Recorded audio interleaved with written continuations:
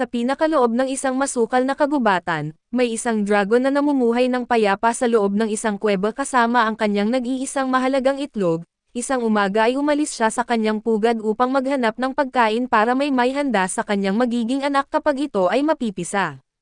Sa kasamaang palad, paglipad pa lang niya sa himpapawid ay namataan na siya ng isang grupo ng mga mangangaso at agad nila siyang tinarget at napatay bago pa siya makatakas at dahil wala na ang dragon, naiwan ang kuweba at ang itlog na walang anumang proteksyon.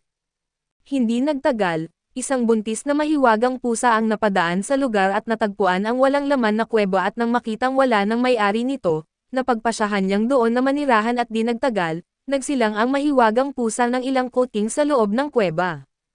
Habang inaalagaan niya ang kanyang mga bagong silang na anak, biglang nagsimulang mabiyak ang iniwan na itlog ng dragon at tuluyang napisa at pagmulat ng munting dragon ang unang nakita niya ay ang pusa na nakatayo sa kanyang harapan, dahil doon ay inakala niyang ito ang kanyang tunay na ina. Agad namang napansin ng pusa na ang kakaibang nilalang na iyon ay hindi niya anak, ngunit hindi niya kayang pabayaan ito at bagamat hindi pa siya kailanman nag-alaga ng ibang uri ng hayop, naniwala siyang kakayanin niya ito kaya tinanggap niya ang munting dragon bilang bahagi ng kanilang pamilya at sinabi sa kanyang mga kuting na mayroon na silang bagong kapatid. Makalipas ang ilang panahon, isinama ng inang pusa ang lahat ng kanyang mga anak sa pangangaso upang turuan sila ng mahahalagang kasanayan sa kaligtasan, habang tahimik silang gumagapang sa matataas na damo, napansin nila ang ilang daga na nagtitipon malapit sa mga berry.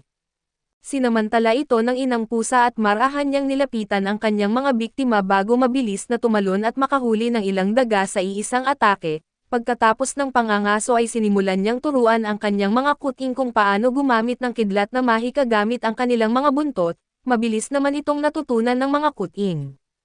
Ngunit nang subukan itong gayahin ng dragon, wala talagang nangyari at nang makita ng pusa at ng kanyang mga anak na nalungkot ang dragon, nagtulungan silang alamin kung ano talaga ang kakayahan nito. Matapos subukan ang iba't ibang posibilidad, nalaman nilang kaya pala nitong lumipad gamit ang kanyang mga pakpak at magbuga ng apoy mula sa kanyang bibig. Hindi pa gaanong bihasa ang dragon sa paggamit ng mga kakayahang iyon, pero kahit paano ay nalaman na niya kung saan siya magaling. Bigla namang nakaramdam ng panganib ang inang pusa, agad niyang inutusan ang lahat ng kanyang mga anak na manahimik at magtago sa mga damuhan at makalipas ang ilang sandali, may isang grupo ng mga tao ang dumaan sa lugar. Sa kabutihang palad ay hindi nila napansin ang nagtatagong pamilya, nalito naman ang mga anak ng pusa sa naging reaksyon ng kanilang ina dahil hindi pa sila nakakakita ng mga nilalang na katulad ng mga tao at hindi nila maintindihan kung bakit ito naging sobrang maingat. Ipinaliwanag ng inang pusa na ang mga iyon ay tinatawag na mga tao at ayon sa kanya, sila ang ilan sa mga pinaka-nakakatakot na nilalang sa mundo. May mga taong mababait subalit mayroon ding napakalupit at ang pinakamahirap ay wala silang paraan para malaman kung alin sa dalawa ang makakaharap nila. Bukod pa rito, itinuturing na mahalaga ng mga tao ang mga mahiwagang pusa na katulad nila kaya kapag nakita sila ng mga ito, siguradong magkakaroon sila ng malaking problema at doon tuluyang naunawaan ng mga anak na hindi dapat maliitin ang mga tao. Kaya nagsimula silang sanayin ang kanilang sarili na kabisaduhin ang amoy ng tao upang makaiwas sa kanila habang buhay. Nang makita ng inang pusa kung gaano kaseryoso at kasipag ang kanyang mga anak, nakasiguro siyang magiging handa silang protektahan ang kanilang sarili kapag dumating na ang araw na kailangan nilang iwan ang kuweba at mamuhay sa labas. Lumipas ang mga araw na payapa ang buhay ng kanilang pamilya subalit isang araw, habang nangangaso sila ay biglang lumitaw ang isang kumikislap na magic circle sa ilalim ng inang pusa. Nagulat ang kanyang mga anak at nagtanong kung ano ang nangyayari habang unti-unting naglalaho ang kanyang katawan. Subalit agad na naunawaan ng inang pusa ang sitwasyon, wala siyang paraan para makatakas dahil isa itong summoning circle na nilikha ng mga tao. Kapag may taong sumubok magpatawag ng isang familiar gamit ang mahika, basta na lamang nitong hinihila ang isang nilalang mula sa kagubatan. Sa matinding kamalasan ang inang pusa ang napili sa pagkakataong iyon, kaya bago siya tuluyang mawala ay ibinigay niya ang kanyang huling habilin sa kanyang mga anak, na ipasa na niya ang lahat ng kailangan nilang malaman tungkol sa pangangaso. Kaya kung dumating man ang panganib at gusto niyang magtulungan sila, protektahan ang isa't isa at laging magsama-sama upang mabuhay at pagkatapos noon, tuluyan nang na-teleport ang inang pusa at naiwan ang kanyang mga anak upang mamuhay nang wala siya. Lumipas ang maraming taon, isa-isang umalis sa kuweba ang mga nakatatandang pusa hanggang sa ang dragon na lamang ang naiwan. Ganap na siyang nasanay sa pamumuhay sa kagubatan ngunit nang mawala ang lahat ng kanyang mga kapatid, hindi niya maiwasang makaramdam ng matinding kalungkutan dahil wala na siyang makakalaro, makausap o makasama sa araw-araw.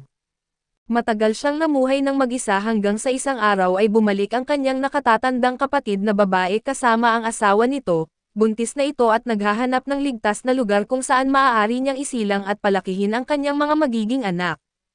Tuwang-tuwa ang dragon at agad siyang naging paboritong tiyuhin ng kanyang mga pamangkin, itinuro niya sa mga ito ang lahat ng itinuro sa kanya ng kanilang ina, mula sa tamang pangangaso hanggang sa pinakamahalagang aral sa lahat at ito ang huwag na huwag lalapit sa mga tao. Ngunit hindi niya napapansin na mabilis ding lumaki ang mga kuting. Kalaunan ay umalis din sila sa kuweba upang bumuo ng sarili nilang pamilya at mamuhay ng mag-isa at dito ay masaya ang dragon na makita silang lumaki at naging sapat na malakas upang mabuhay sa sarili nilang kakayahan, pero kung sasabihin niyang hindi siya nasaktan ng muling maiwang mag-isa ay nagsisinungaling siya.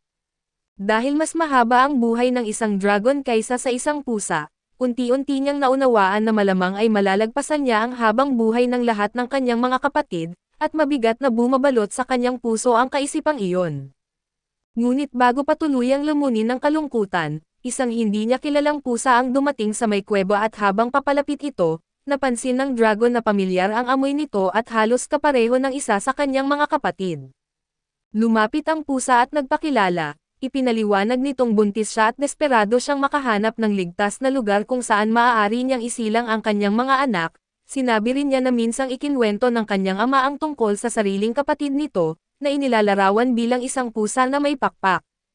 Palagi raw nitong sinasabi na kung kailangan niya ng proteksyon balang araw, ang kuweba na iyon ang pinakaligtas na lugar na maaari niyang puntahan at nang marinig iyon ng dragon, agad na napuno ng luha ng tuwa ang kanyang mga mata dahil nalaman niyang lubos pala siyang pinagkakatiwalaan ng kanyang kapatid.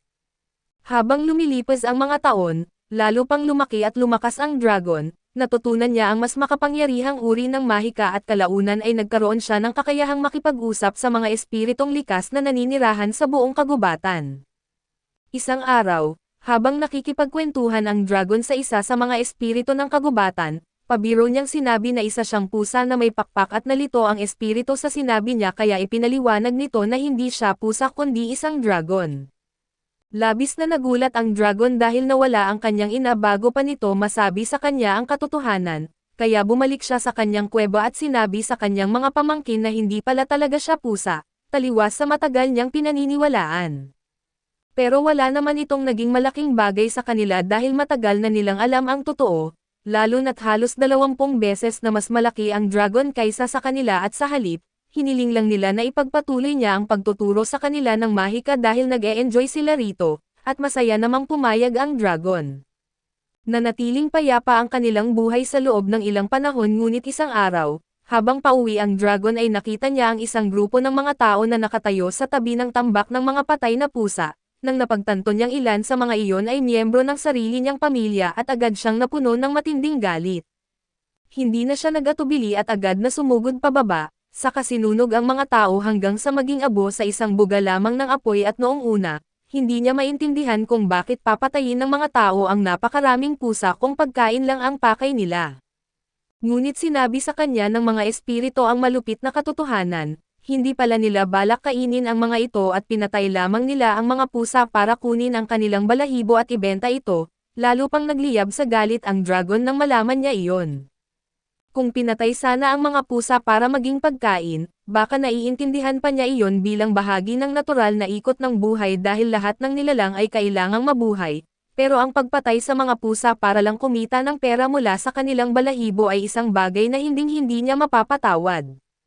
Kaya agad siyang lumipad papunta sa lungsod na pinanggalingan ng mga mangangaso, lumapag siya sa ibabaw ng pader ng lungsod at ipinahayag na siya na ang magiging tagapagtanggol ng lahat ng mahiwagang pusa na naninirahan sa kagubatan.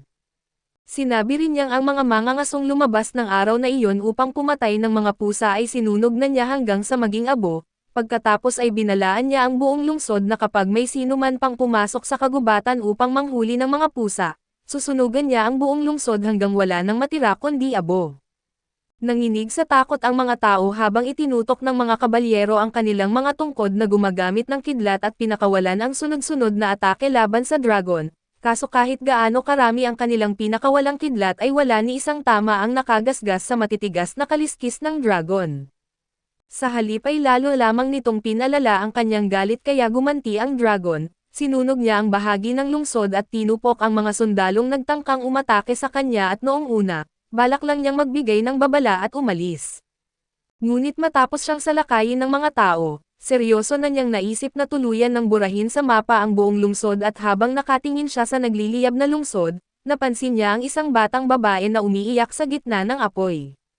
Sa una ay wala siyang naramdamang awa para rito dahil para sa kanya, puro masasamang nilalang lamang ang mga tao ngunit maya-maya, isang maliit na pusa ang lumabas mula sa likod ng batang babae at tumayo sa kanyang harapan upang protektahan siya. Dahil sa tagpo na iyon, naalala ng dragon ang itinuro sa kanya ng kanyang ina na may masasamang tao, ngunit mayroon ding mababait at maawain at sa sandaling iyon, naunawaan niyang mali kung parurusahan niya ang lahat ng tao dahil lamang sa kasamaan ng iilan. Kaya muli siyang lumipad sa himpapawid at nagbigay ng huling babala sa buong lungsod at mula sa araw na iyon, walang sinumang tao ang maaaring pumatay ng mga pusa sa kagubatan maliban na lamang kung ito ay para sa pagkain o tunay na pagtatanggol sa sarili. Kapag lumampas sila sa hangganang iyon, haharapin nila ang kanyang matinding galit at matapos ibigay ang babala at bumalik ang dragon sa kagubatan at lumipas ang maraming taon ng mapayapa, at natutunan ng mga tao na sundin ang bagong batas upang hindi na muling magalit ang dragon at isang tahimik na gabi, matapos patulugin ang batang prinsipe ng kaharian ng mga tao, palihim siyang lumabas ng kanyang silid. Gusto niyang magsanay ng mahika ng mag-isa upang walang makakita kapag nabigo siya. Ipinanganak ang prinsipe na mahina ang kakayahan sa mahika kaya kung gusto niyang mamana ang trono at matugunan ang inaasahan ng kanyang ama, kailangan niyang magsanay ng mas mabuti kaysa sa iba. Ngunit nang subukan niyang gumamit ng simpleng mahika ng apoy upang sunugin ang isang dahon, wala man lang nangyari at ipinakita lamang nito kung gaano pa siya kahina sa paggamit ng mahika at sa kabila nito, hindi sumuko ang prinsipe at paulit-ulit na sinubukan ang mahika. Maya-maya ay may isang pusa ang lumapit at umupo sa tabi niya at nang makita ito ng prinsipe, kahit paano ay gumagaan ang kanyang pakiramdam at dahil doon ay muli niyang sinubukan ang mahika, at sa pagkakataong ito ay nagawa na niyang sindihan ang dahon. Labis siyang natuwa sa kanyang munting tagumpay at masayang nagpasalamat sa pusa sa pagsuporta sa kanya, ngunit bigla niyang napagtanto na hindi ito ordinaryong pusa at isa ito sa mga mahiwagang pusa mula sa kagubatan. Sa kanyang mga aralin, sinabi sa kanya na kapag may mahiwagang pusa na pumasok sa lungsod ay walang sino man ang maaaring manakit o pumatay rito at kapag nangyari iyon, babalik ang Imperial Dragon at susunugan ang buong lungsod hanggang sa maging abo. Pagkatapos maalala ang babala na iyon, naging mas maingat ang prinsipe kaya tinanong niya ang pusa kung galing ba ito sa kagubatan at nang kumpirmahin ito ng pusa, inalok niya itong ihatid pauwi ngunit sinabi ng pusa na alam na nito ang daan pabalik at agad na umalis. Dahil dito ay inakala ng prinsipe na wala nang dapat ipag-alala pero kinabukasan, bumalik muli ang pusa sa palasyo upang makita siya at tulungan sa kanyang pagsasanay at dahil napakapalakaibigan ng pusa, hindi nagtagal ay naging malapit silang magkaibigan. Mula noon, gabi-gabi silang nagkikita upang magsanay ng mahika at magkwentuhan at kalaunan, nalaman ng hari ang tungkol sa kanilang lihim na pagkikita at noong una, labis siyang nag-alala dahil baka isipin ng dragon na pinipigilan nilang umalis ang pusa, at bumalik ito upang sirain ang buong lungsod. Ngunit naalala rin ng hari na noong unang nagpakita ang dragon at dalawang babala muna ang ibinigay nito bago kumilos, dahil dito ay naniwala siyang magiging maayos ang lahat basta't maipaliwanag nila ang totoong nangyari. Hindi nagtagal ay muling bumaba ang dragon sa lungsod, agad na nagkagulo ang mga tao dahil inakala nilang bumalik ito upang sunugin silang lahat ngunit ang totoo, hinahanap lamang ng dragon ang isa niyang munting pusa na ilang araw nang hindi umuuwi sa kagubatan. Makalipas ang ilang sandali ay lumabas na rin ang pusa. Agad itong tinanong ng dragon kung bakit napakatagal nitong nawala at ipinaliwanag ng pusa na naging kaibigan nito ang isang batang nakatira sa lungsod, dahil napakahina ng bata sa mahika ay gusto nitong manatili roon upang turuan siya. Ipinapaalala naman ng dragon sa pusa na dati na niya itong binalaan na mapanganib ang mga tao at dapat itong lumayo sa kanila, Subalit sumagot ang pusa at sinabing hindi naman mapanganib ang kanyang kaibigan at nang humarap ang prinsipe sa dragon, agad nitong naramdaman na wala kahit kaunti na masamang intensyon ang bata. Dahil dito, pumayag ang dragon na manatili ang pusa at turuan ang prinsipe ngunit dahil prinsipe ng kahariang iyon ang bata, naisip ng dragon na nararapat lamang na humingi muna siya ng pahintulot sa hari bago payagan ang isa sa kanyang mga pusa na permanenteng manirahan doon. Kaya gumamit siya ng transformation magic upang maging isang maliit na pusa at hindi na magmukhang nakakatakot at pagkatapos, nagtungo siya sa kastilyo at pagdating niya sa pangunahing bulwagan, magalang siyang tinanggap ng hari bilang isang panauhing pandangal. Natural lamang na wala ring pagtutol ang hari sa pananatili ng isa sa mga pusa ng dragon sa kanilang kaharian, gayunpaman ay tinanong niya ang dragon kung talagang ayos lang ba rito na ituro ng pusa ang mahika sa prinsipe. Total ang dragon mismo ang nagturo ng mahika sa mga pusa, at ang mga ginagamit nilang spell ay maaaring ituring na isang lihim na sining. Sinabi ng dragon na wala naman itong problema dahil karamihan sa mga kaalamang iyon ay natutunan lamang niya sa pakikipag-usap sa mga espiritu. Para sa kanya ay wala itong dapat ituring na lihim ngunit ang totoo, ang dragon lamang ang nag-iisang nilalang sa lugar na kayang makipag-usap sa mga espiritu. Ibig sabihin ang mga kaalamang iyon ay imposibleng makuha ng isang ordinaryong tao. Sa kabila nito ay dahil wala namang pagtutol ang dragon, opisyal nang pinayagan ang pusa na manatili sa kaharian at turuan ang prinsipe hanggat gusto nito at mula noon, sa tuwing may isi silang na bagong anak ng maharlikang pamilya, isang pusa mula sa kagubatan ang kalaunang bumibisita sa kaharian. Kung magiging magkaibigan ang pusa at ang prinsipe o prinsesa, tuturuan nito ang bata ng mahika at mananatili sa kanyang tabi, dahil sa naging tradisyong ito at nanatiling maayos at matatag ang samahan ng mga tao, ng mga pusa at ng dragon sa loob ng maraming henerasyon. Habang nagpapatuloy ang kwento ng dragon, may sarili ring pagsubok na kinakaharap ang inang pusa matapos siyang ipatawag ng mga tao, di niya alam na marami pang panganib ang haharapin ng kanyang mga anak. Isang batang estudyante ng mahika na nagngangalang Ann Rosa ang nakapagpatawag sa kanya, nang lumitaw ang nalilito na pusa sa loob ng magic circle at natakot si Ann at inakalang baka atakihin siya nito. Nagulat ngunit natuwa ang guro ni Ann, sinabi niya kay Ann na ipasyal ang inang pusa habang siya naman ang mag-aasikaso sa iba pang mga estudyante at kahit takot na takot si Ann na maiwang mag-isa kasama ang isang hindi kilalang halimaw, sinunod pa rin niya ang utos ng kanyang guro. Habang sinusundan ng inang pusa si Ann at nalaman niyang siya pala ang naging familiar ng batang mage, karaniwan ilang araw ang kailangan ng isang salamangkero bago makapagpatawag ng halimaw, kaya iniisip ni Ann na baka may mali siyang nagawa dahil napakabilis niyang nakapagpatawag. Napansin ng inang pusa ang kaba at pag-alinlangan ni Ann at kahit na may talento ang bata, halatang kulang ito sa tiwala sa sarili at dahil sa sobrang cute nitong mukha, natunaw ang puso ng inang pusa at nagpasya siyang alagaan si Ann na parang isa pa niyang anak. Tutal ay matatanda na rin ang iba niyang mga anak kaya ayos lang na iwan muna sila sa kagubatan. Tinanong ng inang pusa ang pangalan ng bata at agad itong sumagot na Ann, subalit nang napagtanto ni Ann na nagsalita ang pusa ay agad siyang nawalan ng malay sa sobrang pagkabigla at matapos ang kanyang mga klase, sinundan ni Ann ang inang pusa upang magsanay ng mahika. Dinala siya nito sa isang training field para ipakita ang kanyang kakayahan. Sinubukan ni Ann ang Ice Shard spell kaso isang maliit na bola na yelo lang ang lumabas mula sa kanyang wand, gayunpaman ay masaya pa rin siya dahil nakapaglabas siya ng isang attack spell.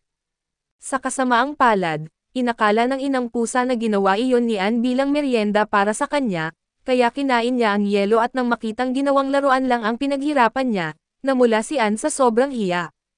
Doon napagtanto ng inang pusa na kailangan pa ni Ann ng matinding gabay, kaya ipinakita niya rito ang lightning spell upang matuto ito. Kinabahan si Ann dahil hindi pa siya kailanman nakagamit ng lightning spell.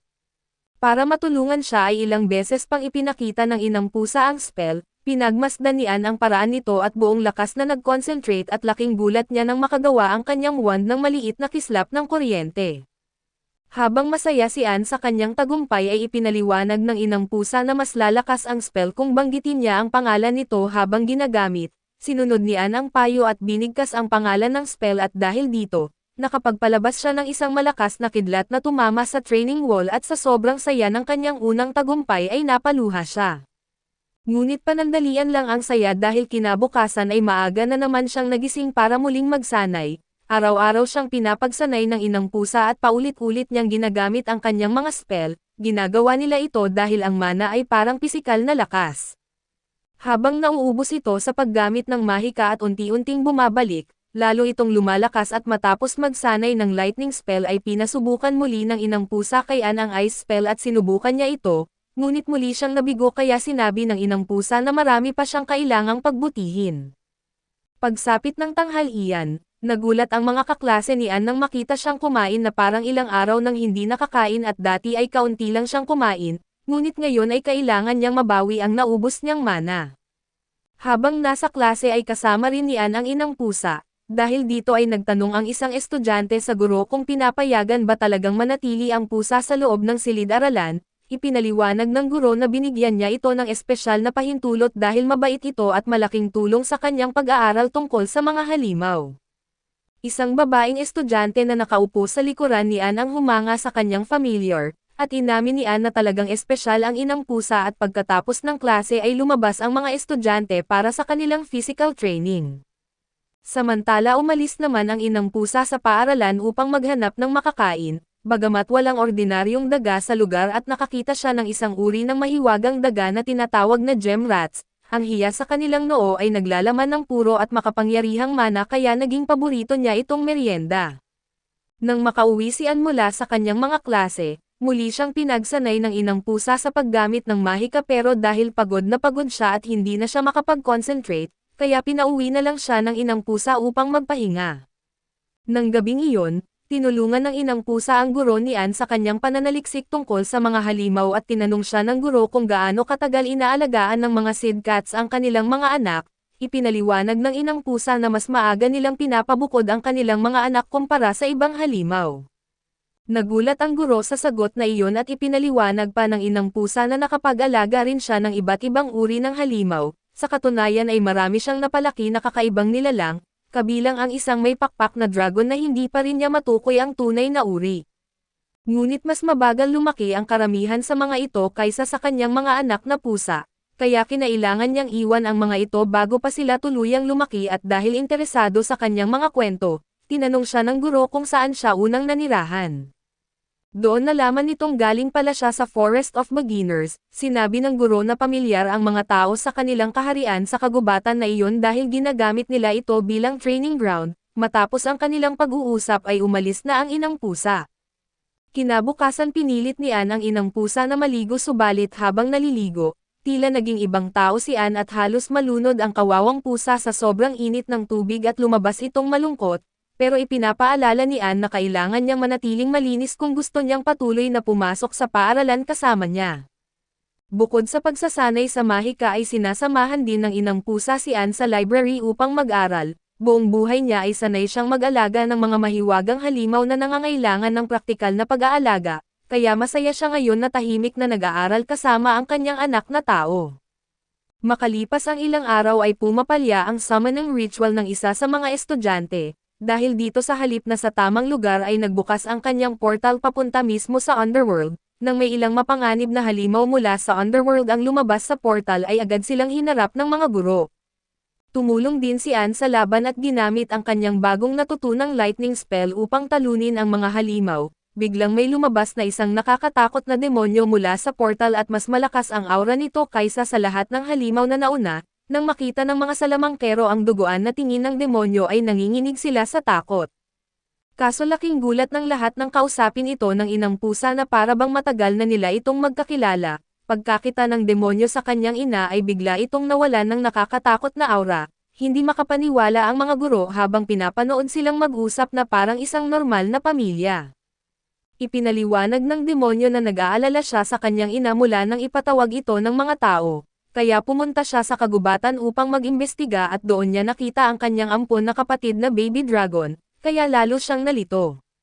Tinanong ng inang pusa kung maayos ba ang iba pa niyang mga anak, sumagot ang demonyo na oo subalit sinabi nitong nag-aalala pa rin ang mga ito sa pagkawala niya, gayunpaman ay naniniwala ang inang pusa na kaya na nilang alagaan ang kanilang sarili.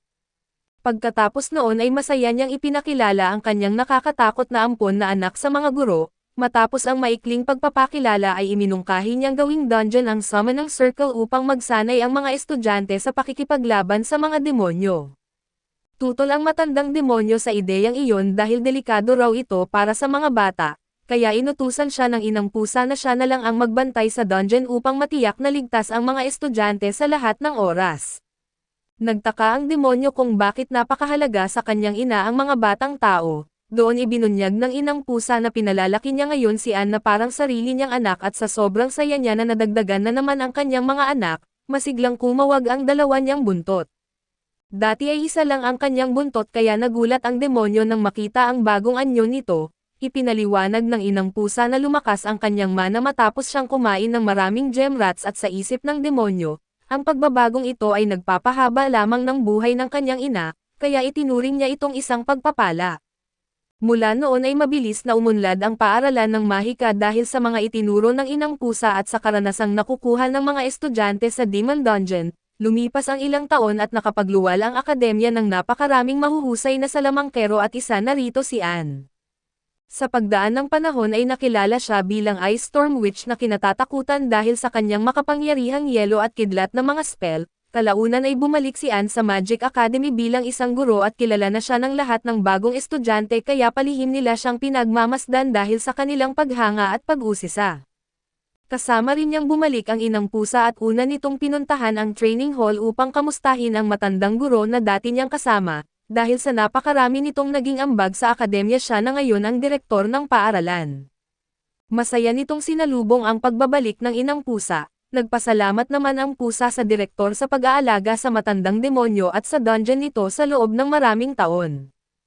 Nang maramdaman ng matandang demonyo ang presensya ng kanyang ina, agad itong lumitaw sa kanyang anyong pusa at ngumiti ang inang pusa at sinabi na dumaan lang siya upang dalawin ito sa dungeon. Nagalit ang demonyo dahil naniniwala itong masyadong mapanganib ang dungeon para sa kanyang ina, pero nagtampo ang inang pusa at iginiit na kaya niyang ipagtanggol ang sarili laban sa mga demonyo.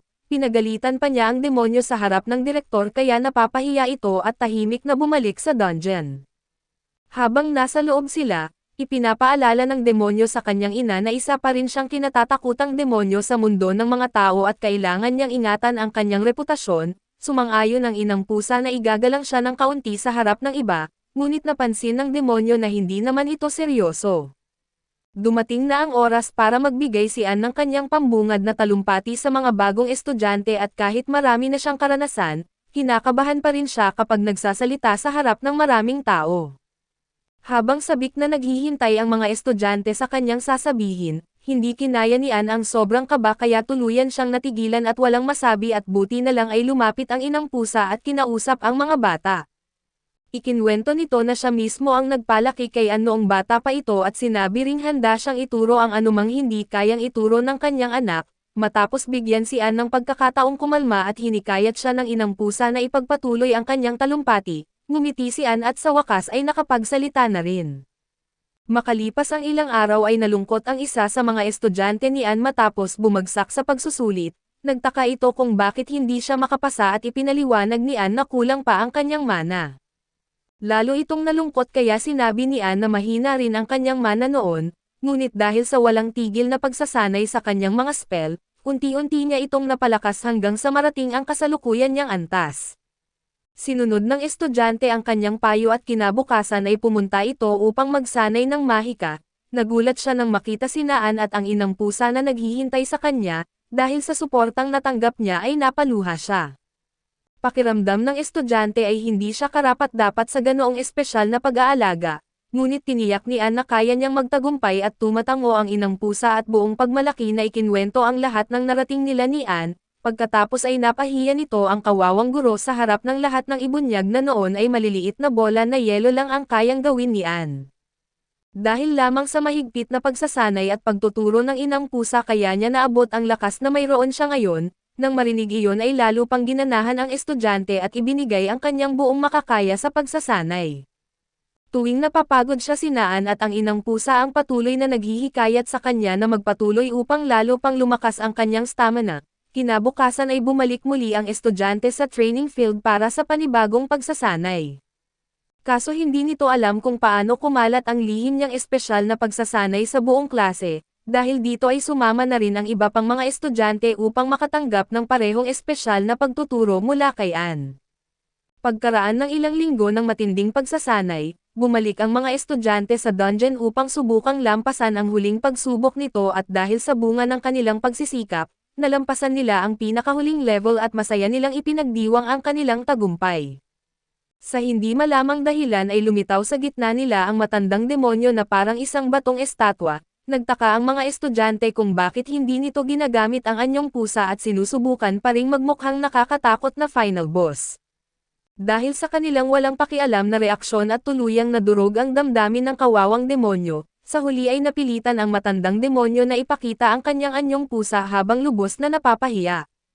Samantala pabalik sa paaralan, binati ng direktor si Anne dahil sa lahat ng kanyang pagsisikap, masaya niyang tinanggap ang papuri at nagmungkahi ng mga bagong patakaran upang mas mapaganda pa ang sistema ng pag-aaral sa akademya.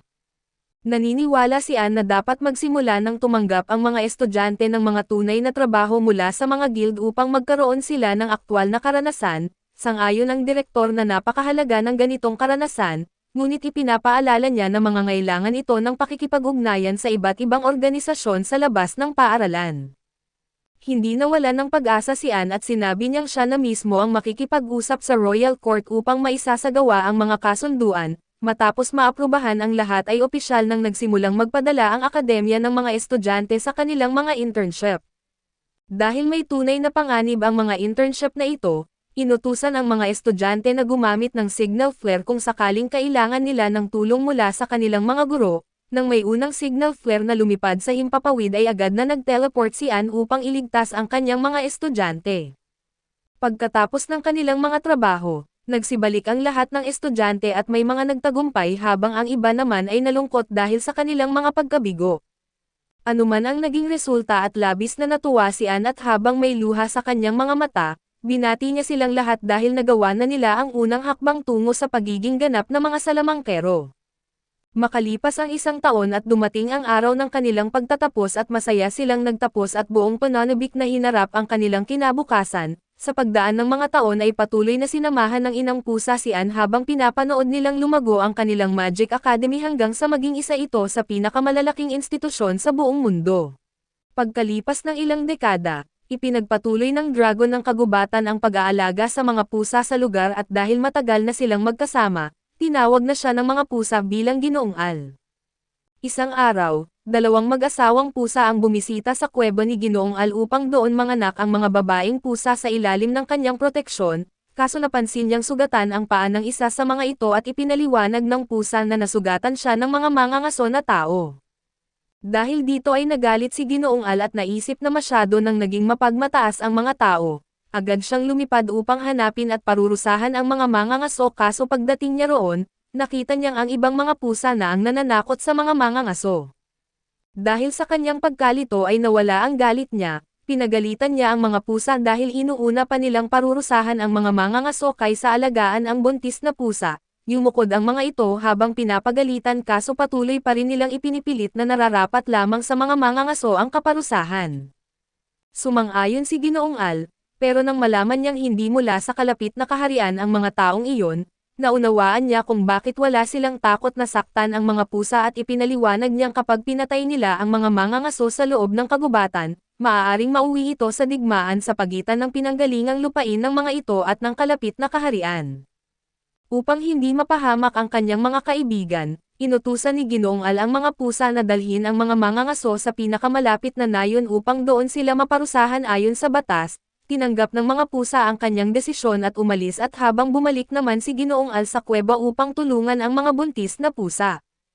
Pagbalik niya, parehong nag-aalala at nagpapanik na ang dalawang lalaking pusa para sa kanilang mga asawa at sa kabutihang palad. Naging maayos ang panganganak at ligtas na isinilang ang lahat ng kuting. Matapos maipanganak ang mga ito ay pinanood sila ng ilang batang pusa habang masayang naglalaro, napangiti ang lahat dahil napaka-cute ng mga kuting ngunit binalaan sila ni Ginoong Al na balang araw ay maaari pa silang malalampasan ng mga ito sa laki, kung pababayaan nila ang kanilang pagsasanay. Pagkarinig nito, nangako ang mga pusa na magsasanay ng mabuti at umalis upang manghuli ng pagkain. Samantala ay naging interesado ang isang kuting sa kuko ni Ginoong Al at buong lakas nitong sinubukan na hilahin ang kuko na para bang gusto niya itong maagaw. Nang makita ng ama ang masiglang anak, naniwala siyang balang araw ay magiging mahusay itong mangangaso at makalipas ang 2 buwan, malapit nang tumigil sa pagpapasuso ang mga kuting at nakapagpahinga na rin ang kanilang mga ina at handa ng mga sumuli. Habang si Ginoong Al ang nag-aalaga sa mga kuting, patuloy pa ring sinusubukan ng kuting na nahuhumaling sa kanyang kuko na makuha ito, kumakapit pa ito sa kanyang kuko na parang isang tao. Nang makita nilang nakatayo ito sa 2 paa, napaisip ang mga magulang ng kuting kung balang araw ay baka mamuhay ito kasama ng isang tao sa kaharian at dahil dito, napaisip din si Ginoong Al at naalala niyang lahat ng pusa na tumira sa kaharian ay pumili ng mababait na tao bilang kanilang kasama. Gayunpaman ay naniniwala pa rin siyang napakadelikadong magtiwala sa isang tao, gaano man ito kabait tingnan kaya binalaan niya ang kuting na huwag itong mamumuhay kasama ng mga tao.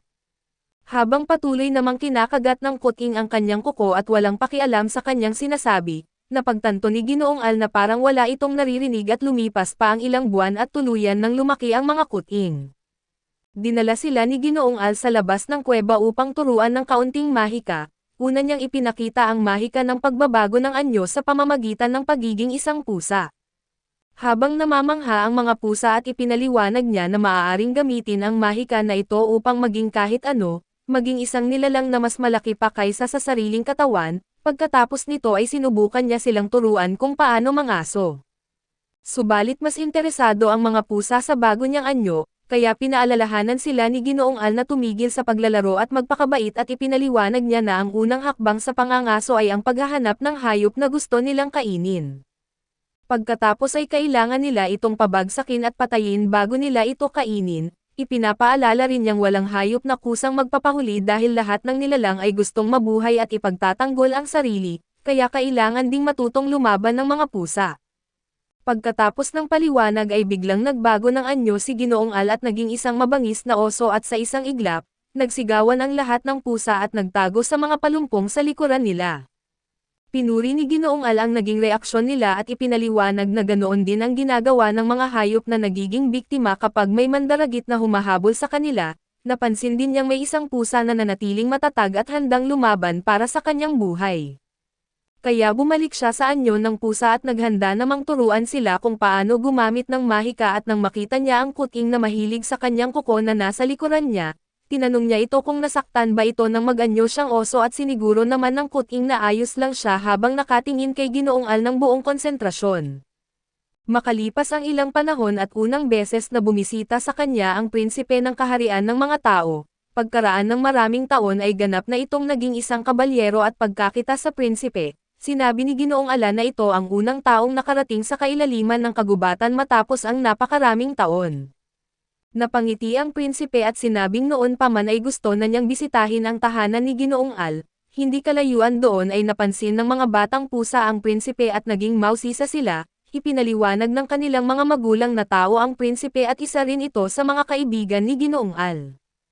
Pagkarinig nila sa salitang tao ay nagtaka ang mga kuting kung bakit hindi sila natatakot sa prinsipe, gayong palagi nilang naririnig na napakadelikado ng mga tao at ipinaliwanag ng kanilang mga magulang na magkakaiba ang ugali ng bawat tao, kaya may ilan na tunay na mababait. Subalit dahil mayroon ding mga taong napakasama, tinuturuan silang laging umiwas sa mga tao at lumapit ang prinsipe sa mga pusa at natuwa sa mainit na pagtanggap ng pamilya ng dragon. Humanga sa kanya ang isa sa mga kuting at nagpasyang bibisita rin siya sa mga tao kapag siya ay lumaki na. Pagkarinig nito, napabuntong hininga si Ginoong Al dahil gusto niyang lumayo ang mga kuting sa mga tao at pagkatapos nito, itinuro niya sa lahat ng pusa kung paano maglakbay sa loob ng teritoryo ng kagubatan at habang naglalakad sila, may napansin siyang kakaiba kaya agad niyang sinabi sa lahat na magtago. Nang makapagtago na ang mga pusa sa mga palumpong, itinuro ni Ginoong Al ang isang grupo ng mga taong adventurer na napapalibutan ng isang kawan ng mga lobo at kahit nakita na noon ng mga kuting ang prinsipe, hindi nila agad nakilala ang mga adventurer bilang tao. Para sa kanila ay mas malalaki ang pangangatawan at ibang-iba ang itsura ng mga ito, Ipinaliwanag ni Ginoong Al na halos walang dalang kagamitan ang prinsipe dahil hindi naman ito pumunta sa kagubatan upang makikipaglaban, subalit kapag nais ng isang tao na labanan ang malalakas na halimaw, kailangan nitong gumamit ng mga sandata at baluti dahil hindi sapat ang lakas ng katawan lamang. Ipinaliwanag din ni Ginoong Al na may mga taong marunong gumamit ng mahika, na labis na ikinagulat ng mga pusa at dahil buong buhay nilang ginagamit ang mahika, hindi nila naisip na may mga miyembro ng isang lahi na hindi man lang ito kayang gamitin. Ipinaliwanag niya na magkakaiba ang mga tao kaya magkakaiba rin ang talento ng bawat isa at habang nagpapaliwanag siya, sinalakay ng mga lobo ang mga adventurer gamit ang kanilang matinding pag-atake pero mabilis lamang pinatay ng mga adventurer ang mga ito, isa pa sa kanila ang gumamit ng kidlat na mahika at napatay ang 2 lobo sa isang atake lamang. Nang makita iyon, kumislap sa paghanga ang mga mata ng kuting na nahuhumaling sa kuko ni Ginoong Al at matapos ang labanan, umalis ang mga adventurer dala ang kanilang mga nasamsam at habang tuwang-tuwa ang mga pusa sa kanilang napanood na labanan, napaisip si Ginoong Al kung bakit umabot ang mga taong iyon sa bahaging iyon ng kagubatan. Karaniwan ay bihirang makarating ang mga tao sa pinakaloob ng kagubatan, kaya sinuwerte ang mga pusa na makita silang lumaban at sa lahat ng batang pusa, ang kulay abong pusa ang pinaka-interesado sa paraan ng pakikipaglaban ng mga tao. Pagsapit pa ng gabi at hindi pa rin ito tumitigil sa kakaisip at kakwento tungkol sa mga tao, kinabukasan ay ginigising ito ng kanyang ina upang magpaalam sa kanyang mga nakatatandang kapatid, paglabas niya ay nakita niyang nakahanay ang mga ito sa harap ni Ginoong Al. Dahil malalaki na ang mga nakatatandang pusa, tinanong sila ni Ginoong Al kung ano ang plano nila sa hinaharap at 2 sa kanila ang gustong manirahan sa lungsod ng mga tao, habang ang isa naman ay nais magtayo ng tahanan malapit sa isang lawa. Binati sila ni Ginoong Al ng magandang kapalaran at sinabing lagi silang malugod na tatanggapin sa kanyang kuwebo kung sakaling mapahamak sila. Nagpaalam din ang mga kuting sa kanilang mga kuya at ate at pagkatapos noon, umalis na ang mga nakatatandang pusa upang simulan ang kanilang paglalakbay. Nang makaalis na ang mga ito, pinaalalahanan ni Ginoong Al ang mga kuting na balang araw ay kailangan din nilang umalis kapag sila ay lumaki na, kaya hinikayat niya silang ipagpatuloy ang kanilang pagsasanay bilang paghahanda sa araw na iyon. Lumipas ang panahon at muling nabiyayaan ang mga pusa ng panibagong grupo ng mga kuting, dahil malalaki na ang mga naunang kuting at ginugol nila ang kanilang oras sa pakikipaglaro sa kanilang mga nakababatang kapatid. Habang pinagmamasdan ng mga magulang ang maliliit na kuting, napangiti sila dahil naalala nilang ganoon din kaliit ang kanilang mga anak. 1 taon pa lamang ang nakalipas at nakaramdam din ng pananabik si Ginoong Al habang inaalala ang nakaraang taon, kahit puno iyon ng kaguluhan ay masaya siyang lumaki na ligtas at malusog ang mga pusa. Habang nagpapahinga siya, sinabi niya sa mga nakatatandang pusa na maging mabuting halimbawa sa kanilang mga nakababatang kapatid at binalaan din niya silang napakabilis lumaki ng mga kuting at sa una, inisip ng mga pusa na normal lamang ang mabilis na paglaki ng mga ito pero hindi nagtagal ay napagtanto nilang mali sila. Sa loob lamang ng ilang linggo, ang mga kuting na dati ay gumugulong lang sa lupa ay natutunan ng maglakad ng mag-isa at manghuli ng pagkain ng walang tulong at makalipas pa ang kaunting panahon, nagsimula na rin silang matuto ng mahika. Dahil dito ay nag-alala ang mga nakatatandang pusa na baka balang araw ay malalampasan sila ng kanilang mga nakababatang kapatid at ilang araw ang lumipas, na pagdesisyonan ng mga nakatatandang pusa na kailangan nilang ipakita ang kanilang lakas sa mga bata. Kaya nagmungkahi ang isa sa kanila na manghuli sila ng isang makapangyarihang nilalang sa kagubatan. Kahit kinakabahan ang iba ay pumayag pa rin silang gawin ito at habang mahimbing na natutulog at naghihilik ang mga kuting, gumawa ang mga nakatatandang pusa ng plano kung paano nila papatayin ang malakas na nilalang.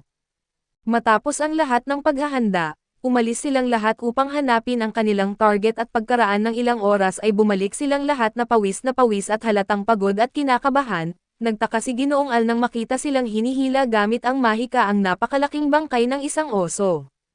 Kahit puno ng pasa at sugat ang mga nakatatandang pusa, sobrang ipinagmamalaki nila ang kanilang nahuling oso at ipinakita ito sa kanilang mga nakababatang kapatid at habang humahanga ang mga kuting sa kanila, ikinwento ng mga nakatatandang pusa na kinailangan nilang ibuhos ang lahat ng kanilang lakas upang mapatay ang oso. Ibinunyag din nila na si Kurotama, ang pusa na matagal nang nahuhumaling sa kuko ni Ginoong Al at ang gumawa ng kanilang plano. Sa kasamaang palad ay hindi man lang humanga si Ginoong Al sa kanilang nagawa. Mahigpit niya silang pinagsabihan at ipinapaalala na dapat nilang iwasan ang mga tao at maging ang mga oso sa lahat ng pagkakataon, dahil dito ay tuluyang nawala ang saya ng kanilang pagdiriwang at dahil sa galit ni Ginoong Al, mabilis na tumakbo ang mga pusa papunta sa kanilang mga ina. Ngunit pati ang kanilang mga ina ay pinagalitan din sila dahil sa sobrang delikadong ginawa nila, hindi nagtagal ay kumalat sa buong kagubatan ang balita tungkol sa kanilang tagumpay. Nalaman ng maraming pusa na ang grupo ni Ginoong Al ay nakapatay ng isang oso nang sila-sila lamang. Dahil sa ipinakita nilang pambihirang kakayahan, naniwala ang iba na ang henerasyong ito ng mga pusa ay may kakayahang maging mga adventurer kasama ng mga tao at pagkalipas ng ilang buwan, tuluyan na ring lumaki ang lahat ng nakatatandang pusa. Nang dumating ang oras ng kanilang pamamaalam, tinanong sila ni Ginoong Al kung ano ang plano nila sa hinaharap at may ilan na gustong bumuo ng sarili nilang pamilya, habang ang iba naman ay nais angkinan ang mga teritoryong malayo sa kanilang tahanan. Mayroon ding ilan na gustong pumunta sa kaharian ng mga tao at nang marinig ito, napatingin si Ginoong Al kay Kurotama at tinanong kung ano ang balak nito at masayang sinabi ni Kurotama na gusto niyang maging isang human adventurer. Dahil dito ay maging si Ginoong Al ay natigilan at napatanong kung paano iyon mangyayari. Gayong isa lamang siyang pusa ngunit ipinaalala ni Kurotama na marunong siya ng mahika ng pagbabago ng anyo, dahil kaya nitong gawing mas malaking nilalang ang gumagamit nito at natutunan niyang magbagong anyo bilang isang tao. Agad niyang ipinakita ang kanyang bagong anyo kay Ginoong Al at naging isang batang lalaki. Natulala ang kawawang dragon nang napagtanto niyang siya mismo ang nagturo sa pusa kung paano maging mismong nilalang na matagal na niyang binabala ang iwasan. Nang makita ng ibang mga pusa ang reaksyon ni Ginoong Al, dali-dali silang naghanda sa pag-alis bago pa ito tuluyang magalit at ang mga pusa na gustong pumunta sa kaharian ng mga tao ay sumakay sa likod ni Kurotama, habang kumakaway at nagpapalam sa kanila ang kanilang mga nakababatang kapatid. Habang pinapanood silang umalis, napatawa na lamang ang kanilang mga magulang sa kakaibang paraan ng paglalakbay ng kanilang anak. Napabuntong hininga rin si Ginoong Al dahil alam niyang hindi niya kayang kontrolin ang mga desisyong pipiliin ng mga pusa. Sa huli ay ipinagdasal na lamang niya na maging masaya sila saan man sila magpunta. Isang araw ay may isang itim na pusa na gubat na nagngangalang Kurobane ang naglakbay patungo sa kaharian ng mga tao at dahil gabi na siya nakarating sa lungsod, natutulog na ang lahat at ito rin ang unang pagkakataon na bumisita siya sa mundo ng mga tao. Ilang araw bago iyon, inutusan siya ni Mr. Wings na pumunta roon at kamakailan lamang ay isinilang ang bagong prinsipe ng kaharian, kaya nais ng hari na isang matalino na pusa sa gubat ang samuri at gagabay sa kanyang anak. Dahil ang isa sa mga kaibigan ni Kurobane ay malapit sa hari, hiniling ni Mr. Wings na si Kurobane na lamang ang pumunta sa kaharian ng mga tao at habang naglalakad si Kurobane sa mga lansangan, naisip niyang palaging iniiwasan ni Mr. Wings ang mga tao kaso kapag humihingi ang mga ito ng tulong ay hindi niya kailanman tinatanggihan. Sa kasamaang palad dahil gabi na, natutulog na rin ang lahat ng pusa na nakatira kasama ng mga tao kaya nagpasya si Kurobane na hanapin na lamang ang palasyo ng mag-isa, maya-maya ay nakita niya ang isang napakalaking gusali at inakalang iyon ang kastilyo. Gamit ang espesyal niyang magic sa paggalaw, tumalon siya sa ibabaw ng pader habang humahanga sa arkitektura ng mga tao, pagkatapos ay pumasok siya sa bintana ng isang silid upang doon magpalipas ng gabi. Ngunit pagpasok niya ay narinig niya ang mahinang iyak ng isang sanggol at dahil sa kanyang pag-usisa, tumalon siya sa kama at nakita ang isang sanggol na may gintong buhok at pagkakita sa pusa, lalo pang lumakas ang iyak ng sanggol kaya natarante si Kurobane. Upang mapakalma ito, marahan niyang hinaplos ang mukha ng sanggol gamit ang kanyang malambot na buntot at nang maramdaman ng sanggol ang balahibo nito, mabilis itong tumahan at nagsimulang tumawa. Makalipas ang ilang sandali ay pumasok ang isang katulong upang tingnan ang sanggol at nadatnan niya itong mahigpit na hawak ang buntot ni Kurobane, napangiti siya dahil alam niyang matagal nang hinihintay ng hari ang pagdating ng isang pusa na gubat sa kanilang kaharian. Ipinaliwanag ni Kurobane na hindi niya sinasadyang mapaiyak ang sanggol kaya ngayon ay para siyang naging yaya nito, natawa ang katulong at binanggit niyang kaya pala hindi na umiyak ang prinsipe ng gabing iyon, doon lamang nalaman ni Kurobane na ang sanggol na iyon pala ang prinsipe na hinahanap niya. Medyo nahiya si Kurobane at sinabi sa katulong na ang plano niya ay makilala muna ang mga magulang ng prinsipe, nag-alok naman ang katulong na iparating ang kanyang mensahe sa hari at kinabukasan, nakipagkita si Kurobane sa hari sa loob ng palasyo. Masayang tinanggap siya ng hari at ipinahayag nitong matagal na niyang naririnig ang balitang may isang itim na pusa sa gubat na mag-isang nakapatay ng isang oso. Ngayong nakita niya mismo si Kurobane ay ipinagmamalaki niyang magiging isang malakas na gabay ito ng kanyang anak. Samantala ay hindi maiwasang mailang ni Kurobane dahil sa tingin niya ay halos kasinlaki rin ng isang oso ang mismong hari. Nang tanungin siya ng hari kung ano ang masasabi niya tungkol sa prinsipe, simpleng sagot niya na isa pa lamang itong sanggol. Katabi ng hari ang kanyang pusa na kasama, na napangiti habang inaalala kung paano sila unang nagkakilala at noong bata pa ang hari ay ito mismo ang lumapit sa pusa habang ito ay natutulog at pagkatapos ng kanilang pag-uusap, nagpasya si Kurobane na manatili muna sa palasyo upang mas makilala ang prinsipe. Habang lumilipas ang mga araw ay nasaksihan niya ang paglaki nito mula sa pagiging sanggol hanggang sa pagiging batang paslit at makalipas ang ilang taon, naging isang matapang na bata ang prinsipe na walang takot umakyat sa matataas na puno, dahil gusto niyang makita si Kurobane at nagpunta siya sa Royal Training Ground. Doon niya nadatnan ang hari na nakikipag-usap sa mga pusa tungkol sa nalalapit na digmaan. Ipinaliwanag ng hari na ang kanilang karatig bansa ay nakikipaglaban sa Demon King at bagamat hindi maaaring sumama ang kanilang kaharian sa labanan, nagpapadala sila ng mga supply upang tumulong sa kabilang kaharian. Dahil gusto sana ng hari na personal na harapin ang Demon King, hindi niya maitago ang kanyang pagkadismaya at ipinapaalala naman ni Kurobane sa hari ang kanyang tungkulin sa kaharian, inamin ng hari na nakatali siya sa kanyang mga responsibilidad. Noong bata pa siya, pangarap niyang maglakbay at sumabak sa mga mapanganib na pakikipagsapalaran, hindi niya inakalang paglaki niya ay magiging isang haring inuuna ang kapakanan ng kanyang kaharian sa bawat desisyon. Naalala rin ng hari na minsan siyang nakatagpo ng isang oso noong bata pa siya pero hindi tulad ni Kurobane, wala siyang lakas upang talunin ito kaya wala siyang nagawa kundi tumakas upang mailigtas ang kanyang buhay. Habang nakikinig ang prinsipe sa kanilang usapan, ipinaliwanag ng puting pusa na si Kurobane ay isa ng alamat sa mga beast cat at bagamat malalakas ang kanilang lahi, karamihan sa kanila ay walang kakayahang talunin ang isang oso ng mag-isa kaya ang nagawa ni Kurobane na mag-isang makapatay ng oso ay isang imposibleng tagumpay. Pagkarinig nito ay lumingon si Kurobane at ipinaliwanag na may iba pang mga pusa na mas malakas pa kaysa sa kanya, dahil isa siya sa mga miyembro ng grupong unang nakapatay ng isang oso, naniniwala siyang kaya rin ng kanyang mga kapatid na talunin ang isang oso ng mag-isa. Nang marinig iyon ay napagtanto ng puting pusa na isa pala si Kurobane sa mga maalamat na magkakapatid, napaisip siya kung ano na kaya ang ginagawa ng iba pa niyang mga kapatid, kaso ipinaliwanag ni Kurobane na matagal na silang hindi nagkikita at wala na siyang balita sa kanila. Habang nagpapatuloy ang kanilang pag-uusap at biglang sumingit ang prinsipe at sinabi niyang gusto niya ng mas mahirap na pagsasanay, tumalon si Kurobane mula sa pader at tinanong ang prinsipe kung gusto nitong subukang hulihin ang kanyang buntot at lalong nainis ang prinsipe sa hamon na iyon kaya agad siyang isinama ni Kurobane palayo. Pagkalipas ng ilang linggo, nagtagumpay ang karatig bansa sa digmaan laban sa Demon King at bilang pasasalamat sa tulong ng kanilang kaharian, ipinadala nila ang kanilang mga bayani upang bumisita sa hari at ipagdiwang ang kanilang tagumpay. Sa loob ng palasyo, habang binabati ng hari ang mga bayaning mandirigma, nagulat si Kurobane nang makita ang sarili niyang kapatid na si Kurotama at pagkakita sa kanya, ngumiti si Kurotama at gumawa ng senyales na manahimik muna siya.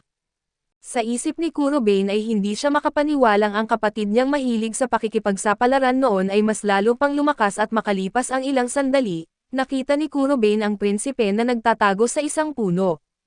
Nakiusap ang prinsipe na turuan siya ng magic, pero ipinaliwanag ni Kurobane na hindi maaaring matuto ng magic ang mga bata hanggat hindi pa sila 8 taong gulang, bagamat naunawaan iyon ng prinsipe ay hindi pa rin niya maitago ang kanyang excitement matapos makita ang mga maalamat na bayani. Dahil gusto niyang maging kasing lakas nila, nakiusap siya kay Kurobane na isama siya sa isang pakikipagsapalaran at naniniwala ang prinsipe na ang isang tao ay lalakas lamang kung makakaranas siya ng mga tunay na adventure.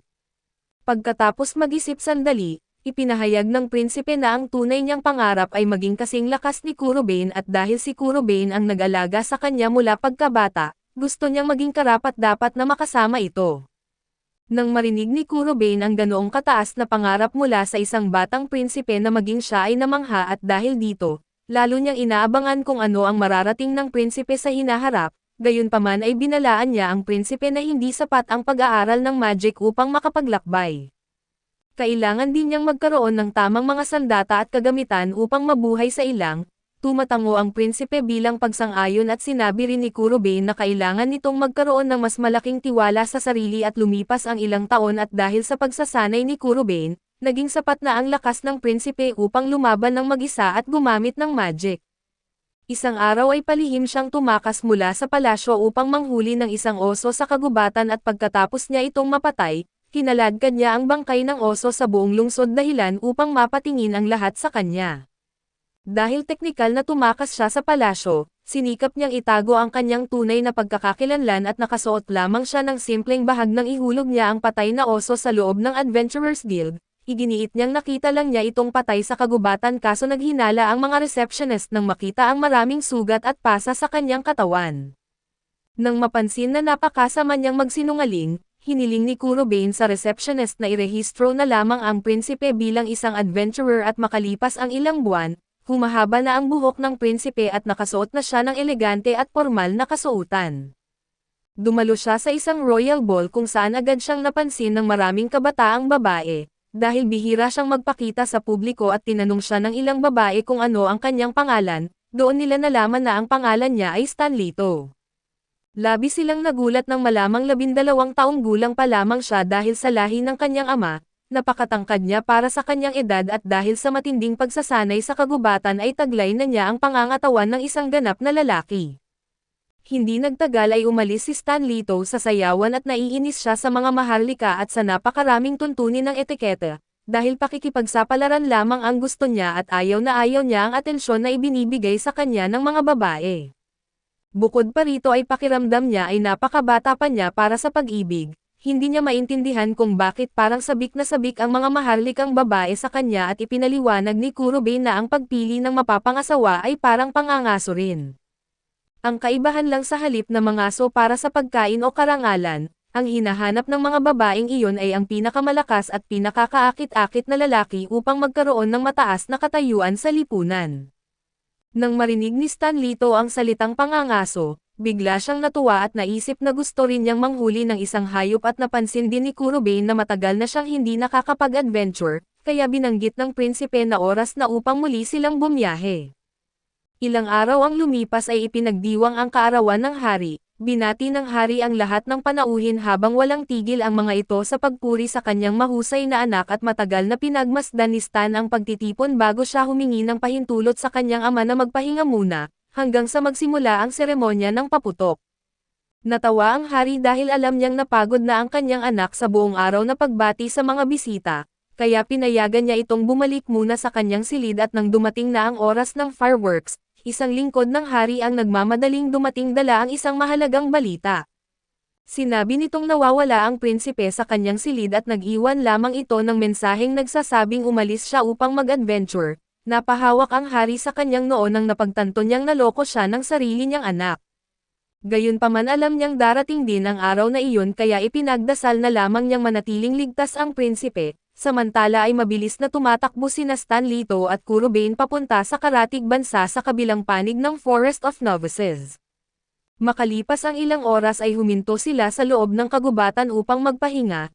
Napaisip si Stan kung makikilala kaya siya ng mga tao sa karatig bansa at ipinapaalala naman ni Kurobe na malamang ay magpapakalat na ang hari ng mga wanted poster na may mukha niya, kaya kailangan nilang magmadali. Upang hindi siya makilala, ginupit ng prinsipe ang kanyang buhok at nagpasya rin siyang magkunwaring isang ordinaryong magsasaka mula sa probinsya at bilang simula ng kanyang bagong pagkatao, pinaikli niya ang kanyang pangalan at mula noon ay tinawag na lamang niya ang sarili bilang Stan.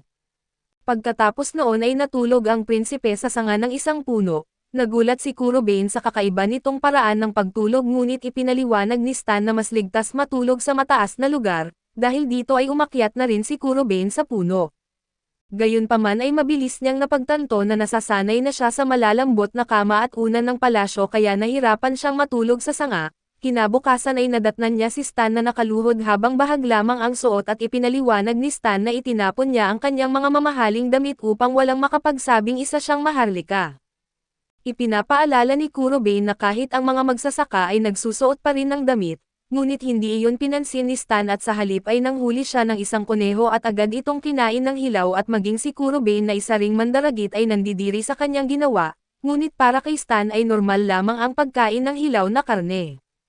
Pagkalipas ng ilang araw, iginiit ni Stan na gusto niyang manghuli naman ng isang lobo at nang marinig iyon, agad siyang binalaan ni Kurobane na hindi pa siya handang humarap sa mga lobo, lalo na't palagi silang lumalaban bilang isang grupo.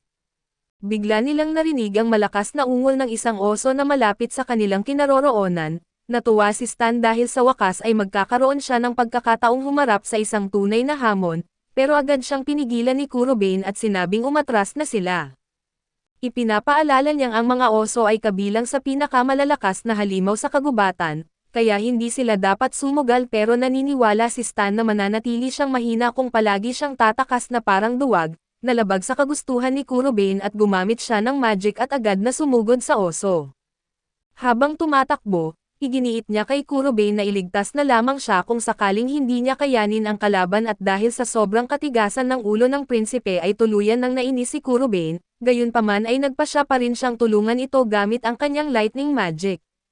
Matapos ang matinding laban ay nagawa nilang talunin ang oso at pagkatapos nito, ibinenta nila ang bangkay ng oso sa isang kalapit na nayon kapalit ng malaking halaga ng pera at sa wakas ay nakabili si Stan ng maayos na damit gamit ang kanyang kinita, umupa rin siya ng isang silid sa isang inn upang makapagpahinga. Habang nasa loob ng silid, pinagsabihan ni Kurobane si Stan dahil sa kanyang padalos-dalos na ginawa at ipinapaalala niyang kahit marunong na siyang gumamit ng magic, hindi pa rin siya dapat humaharap sa malalakas na kalaban hanggat wala pa siyang tamang kagamitan. Matapos marinig iyon ay nagpasya si Stan na bumili ng sandata, habang iniisip kung anong uri ng armas ang dapat niyang kunin at naalala niya ang mahiwagang espada sa palasyo na napakahusay magpadaloy ng kanyang mana. Ngayong may pera na siya, gusto niyang bumili ng sarili niyang magic sword na karapat-dapat sa isang tunay na adventurer at pagkalipas ng ilang araw, umalis si Stan sa nayon upang ipagpatuloy ang kanyang paglalakbay at habang nagtitipon ang mga taga-nayon upang magpaalam sa kanya, nagpasalamat siya sa kanilang lahat sa pag-aalaga sa kanya. Gayunpaman ay nanatiling nagtataka ang mga taga-nayon sa gwapong binatang bigla na lamang lumitaw at gumugulo sa kanilang tahimik na pamumuhay, bigla namang may dumating na isang wanted poster na ipinadala mismo ng hari. Nang makita nila ang larawan sa poster at saka lamang nila napagtanto na ang magulong adventurer na nakasama nila ay ang nawawalang prinsipe pala, samantala ay masayang ipinagpatuloy ni Stan ang kanyang paglalakbay at sabik na sabik sa mga bagong pakikipagsapalaran na naghihintay sa kanya, sa hinaharap ay makakamit niya ang maraming dakilang tagumpay at makikilala siya bilang ang maalamat na Hero King. Makalipas ang ilang panahon ay may isang puting pusa ang humingi ng pahintulot kay Mr. Wings na pumunta sa kabundukan, kaso patuloy siyang tinanggihan ni Mr. Wings dahil napakadelikado ng mga bundok at hindi lamang malayo ang mga ito sa kagubatan, kundi napupuno rin ang lugar ng mga halimaw na mas malalakas pa kaysa sa mga oso roon. Bukod pa rito, hindi man lang kayang pumatay ng puting pusa ng isang oso ng mag-isa kaya naniniwala si Mr. Wings na wala itong posibilidad na mabuhay sa mapanganib na lugar na iyon, ngunit sa kabila ng kanyang mga babala ay patuloy pa rin siyang nakiusap. Gusto ng puting pusa na makalabas sa kagubatan, makita ang isang bagong mundo at kumuha ng sariling teritoryo sa lugar na hindi pa nakakakita ng kahit isang pusa, pero mahigpit pa rin siyang tinanggihan ni Mr. Wings. Hindi nawalan ng pag-asa ang puting pusa at dahil ayaw niyang isuko ang kanyang pangarap, paulit-ulit niyang kinulit ang dragon hanggang sa tuluyan itong mapagod at pumayag na rin, gayunpaman bago siya makaalis ay nilagyan muna siya ni Mr. Wings ng isang mahiwagang GPS tracker para sa kanyang kaligtasan. Nang makuha ang pahintulot na galugarin ang mundo, masayang tumakbo ang puting pusa upang simulan ang kanyang paglalakbay at makalipas ang ilang panahon, nakarating siya sa paanan ng mga bundok at kahit alam niyang maraming mapanganib na halimaw sa lugar, sabik siyang makahanap ng bagong lupain at makakuha ng magandang teritoryo. Ngunit habang naglalakbay patungo sa kabundukan ay puro simpleng daga lamang ang kanyang kinakain, nagsawa na siya rito at gusto niyang makatikim ng bagong pagkain at dahil maraming halaman at hayop sa kabundukan, nagpasya siyang manghuli ng ibang klase ng pagkain. May nakita siyang ilang ibon at ardilya sa paligid kaya mabilis niya itong nilapitan at habang papalapit siya sa isang pugad ng mga ibon, naghanda ang puting pusa na gamitin ang kanyang mga teknik sa pangangaso subalit may napansin siyang kakaiba, isang babaeng tao ang umakyat sa puno at dahan-dahan na lumalapit sa mga ibon. Sa hindi maipaliwanag na paraan, nagagawa ng babae na itago ang kanyang presensya kaya nananatili lamang sa kanilang pwesto ang mga ibon at nang makalapit siya ng sapat, mabilis siyang tumalon at nahuli ang mga ito gamit ang lambat. Humanga ang puting pusa sa kanyang nahuli, pero napansin niyang babagsak ng diretso sa lupa ang babae at pagkatapos niyang bumagsak ilang sandali siyang hindi gumalaw at dahil nag-alala, niyugyug siya ng puting pusa hanggang sa magising. Pinayuhan niya ang babae na huwag masyadong maging padalos-dalos, pero nang marinig nitong magsalita ang isang pusa sa unang pagkakataon ay inakala niyang nasira ang kanyang utak dahil sa pagkakahulog. Gayunpaman matapos ipaliwanag ng puting pusa na talagang nakakapagsalita siya at pinili ng babae na maniwala, sinabihan siya ng pusa na mas mag-ingat sa pangangaso pero buong kumpiyansa niyang sinabi na sapat ang kanyang lakas para hindi masaktan. Kahit ganoon ay pinaalalahanan pa rin siya ng puting pusa na maging mas maingat. Inamin ng babae na iyon lamang ang paraan ng pangangaso na alam niya kaya tinanong siya ng pusa kung wala bang ibang itinuro sa kanya ang kanyang mga magulang. Ngumiti ang babae at sinabi na lumaki siyang ulila at nang marinig iyon, naawa sa kanya ang puting pusa at habang tinitingnan ng babae ang kanyang nahuli, nagpasya siyang manghuli pa ng kaunti upang may makain na karne ang lahat sa kanilang tahanan. Dahil dito, nalaman ng puting pusa na may iba pa pala siyang kasamang nakatira at ipinaliwanag ng babae na nakatira siya kasama ang ibang mga bata sa isang orphanage na pinamamahalaan ng isang mabait na pari. Matapos siyang makilala ng mas mabuti, nagpa siya ang puting pusa na tulungan siya sa pangangaso at di naniniwala ang babae na may malaking magagawa ang isang maliit na pusa, kaya ipinakita nito ang kanyang lightning magic. Agad na napatay ng spell ang isang malaking kuneho at isang ibon, dahilan upang labis na mamangha ang babae at habang nagugulat siya ay sinamantala ng puting pusa ang pagkakataon upang ipagmalaki ang kanyang lakas. Buong pagmalaki niyang sinabi na kahit hindi niya kayang pumatay ng oso ng mag-isa, sapat pa rin ang kanyang lakas upang mabuhay sa kabundukan at pagkatapos ay nakita niyang inaalis ng babae ang mga balahibo at lamang loob ng mga hayop. Dahil nagtaka, tinanong niya kung bakit nililinis nito ng mabuti ang kanilang pagkain at ipinaliwanag ng babae na gagawa siya ng sopas gamit ang karne, kaya kailangan muna itong linisin at nang marinig iyon ay natuwa ang puting pusa. Noong nakaraan ay nakatikim siya ng sopas na inihanda ng mga royal chef sa kabisera, mula noon ay nagustuhan na niya ang simple ngunit nakakabusog na pagkaing iyon kaya sabik siyang matikman muli ito at nang makita ng babae ang kanyang kasiyahan, mabait niya itong niyaya na sumabay sa kanilang tanghalian. Hindi nagtagal ay bumalik sila sa orphanage at agad na hinangaan ng lahat ng bata ang puting pusa. Nang makita nila ang mga karneng nakasabit sa katawan nito, inakala nilang tinutulungan lamang nito ang kanilang nakatatandang kapatid na magbuhat.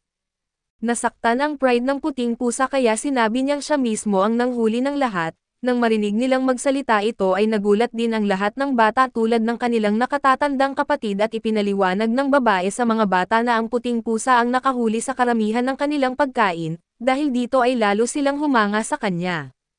Biglang umuwi ang pari at nagalit sa babae dahil muli na naman itong lumabas upang manghuli, habang pinapagalitan niya ito dahil palagi itong nasasaktan, nakaramdam ng ginhawa ang puting pusa dahil may isang matandang nag-aalaga sa mga bata. Samantala ay nakipagtalo ang babae sa pari at nagpapanggap na hindi siya nasaktan kaso tinawag siyang sinungaling ng puting pusa, dahilan upang lalo siyang mainis at napansin ng pari na mas marami ang nahuli ng babae kumpara sa dati, kaya napagtanto niyang tinulungan siya ng pusa at pinasalamatan niya ito sa pag-aalaga sa babae. Ngumiti ang puting pusa at pinaalalahanan siyang hinihintay pa rin niya ang sopas bilang kabayaran. Tumanggo ang pari at ipinakilala ang babae bilang si Gali at sinabi rin niyang napakasarap nitong magluto ng sopas. Sa likuran nila, tahimik na sinubukan ni Gali na tumakas upang maiwasang mapag-alitan muli kaso nahuli siya ng pari at muli siyang pinagsabihan at nang makita iyon, naisip ng puting pusa na isa itong responsableng tagapag-alaga. Nang makaalis sina Gali at ang pari, nilapitan siya ng ibang mga bata dahil sa sobrang pagkamausisa at sinimulan nila siyang haplosan sa iba't ibang bahagi ng katawan upang makita kung paano siya tutugan. Noong una ay natuwa ang puting pusa sa kanilang mga haplos at pagkamot ngunit biglang hinawakan ng isa sa mga bata ang kanyang buntot, bagay na labis niyang ikinainis at gayunpaman dahil isa siyang adult na pusa at pinilit niyang manatiling mabait sa mga bata, kaso lalo lamang lumala ang sitwasyon dahil mas naging makulit sila sa kanyang buntot.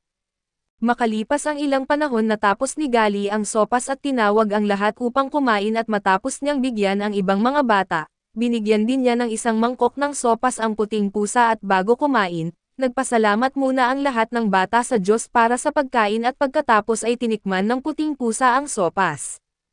Umaasa si Gali na hindi ito masyadong maanghang pero bago pa siya matapos magsalita, nilamon na ito ng puting pusa na parang gutom na lobo at sa loob lamang ng isang segundo, naubos niya ang buong mangkok at labis siyang humanga sa luto ni Gali at naisip niyang para itong isang anghel.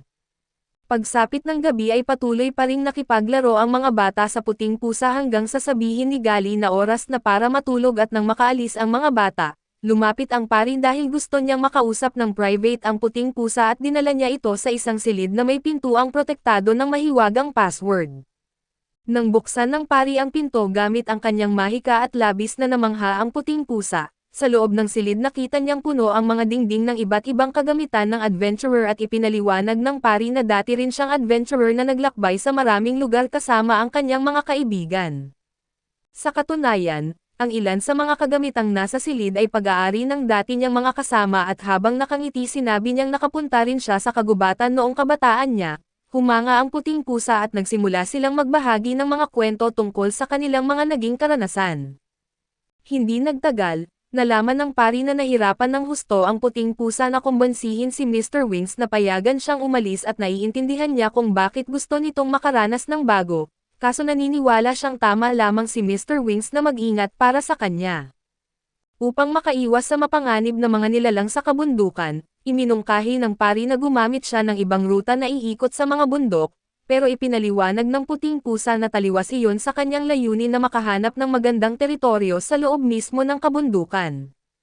Gayunpaman ay alam niyang bago siya makakuha ng sariling lupain, kailangan muna niyang maging mas malakas at dahil dito ay iminungkahi ng pari na manatili muna siya sa orphanage hanggang sa lumakas siya ng sapat, bukod pa roon ay itinuro niyang mahal na mahal siya ng lahat ng mga bata.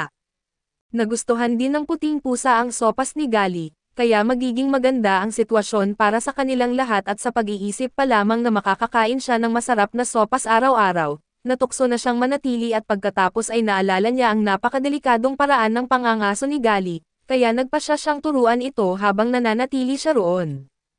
Biglang may madilim na anino na mabilis na dumaan sa labas ng bintana at pareho nila itong napansin at napaisip ang pari kung tama ba ang kanyang nakita. Napabuntong hininga ang puting pusa dahil alam niyang iyon ang sobrang mapag-alagang si Mr. Wings na palihim siyang binabantayan upang matiyak na ligtas siya. Sa labas ilang beses na umikot si Mr. Wings sa paligid ng orphanage at nang makumpirma niyang ligtas at maayos ang puting pusa, umalis na siya sa lugar at kinabukasan, muli na namang dinumog ang puting pusa ng mas marami pang mausisang bata na gustong haplasan ang iba't ibang bahagi ng kanyang katawan at makalipas ang ilang sandali, umalis din ang mga bata nang tawagin sila ng pari upang simulan ang kanilang mga aralin. Dahil sa sobrang dami ng batang lumalapit sa kanya, napagod ang puting pusa at nagtaka kung bakit mas marami na ngayon ang mga bata at ipinaliwanag ni Gali na hindi ulila ang mga batang iyon. Araw-araw lamang silang pumupunta sa orphanage upang mag-aral sa ilalim ng pari. Nang marinig iyon ay naintindihan ng puting pusa ang sitwasyon pero nagtaka siya kung bakit hindi sumama si Gali sa mga nag-aaral. Iginiit ni Gali na natutunan na niya ang lahat ng kayang ituro ng pari at tinanong siya ng puting pusa kung ano ang ginagawa niya sa kanyang libreng oras. Sa halip na mag-aral kasama ang mga bata, pumupunta pala si Gali sa Adventurers Guild upang tumanggap ng mga trabaho at nang maalala ng puting pusa ang napakapangit niyang paraan ng pangangaso, nagtaka siya kung paano ito nababayaran sa ganoong kakayahan. Nasaktan si Gali sa sinabi niya at ipinaliwanag na hindi lamang pangangaso ang tinatanggap niyang misyon, gumagawa rin siya ng mga trabaho tulad ng pangungulekta ng mga materyales na napakadali para sa kanya.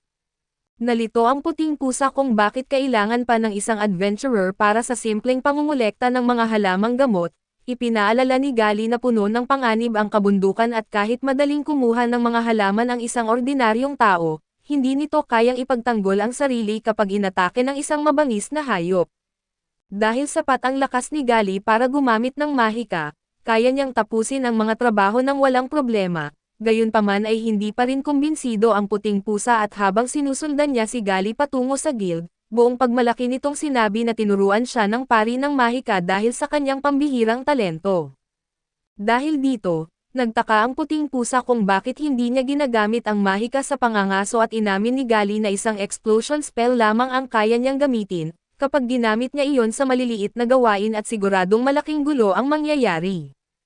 Hindi nagtagal ay nakarating sila sa Adventurers Guild at nagtaka ang puting pusa kung bakit napakaliit nito. Ipinapaalala ni Gali na nasa isang maliit na bayan lamang sila at maliban sa napakalaking kabisera ng kaharian, karamihan sa mga guild ay maliliit lamang at kakaunti ang bumibisita.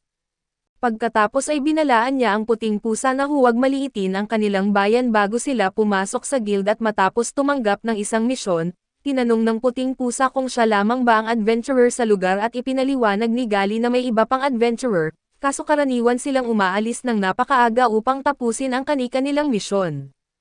Habang naglalakad sila patungo sa kapatagan, nagtanong ang puting pusa tungkol sa mga halimaw na naninirahan sa paligid at iginiit ni Gali na may mga dambuhalang balang na may sipit at mga nunal na may matutulis na pangil sa kapatagan. Para sa puting pusa, mga simpleng peste lamang ang mga iyon at sumang-ayon si Gali. Kaso ipinapaalala niyang napakalaki at mabangis ang mga insekto at maliliit na nilalang sa lugar, gayunpaman buong pagmalaki niyang sinabi na kaya niyang harapin ang lahat ng iyon. Tahimik lamang ang puting pusa sa likuran niya at dahil sanay siya sa mas makapangyarihang mahika, iniisip niyang hindi pa ganoon kalakas si Gali para mangarap na lumaban sa mas mataas na uri ng mga halimaw. Hindi nagtagal, nakita nila ang halamang gamot na kailangan ni Gali para sa kanyang misyon at umupo siya at maingat itong hinukay. Ipinaliwanag niyang kailangang manatiling buo ang mga ugat dahil mawawalan ng halaga ang buong halaman kapag nasira ang mga ito. Habang pinapanood siyang maghukay ng maingat, nagtaka ang puting pusa kung bakit hindi na lamang niya gamitin ang mahika upang bunutin ito at muli siyang pinaalalahanan ni Gali na explosion magic lamang ang kaya niyang gamitin, at malinaw na hindi iyon angkop sa ganoong trabaho.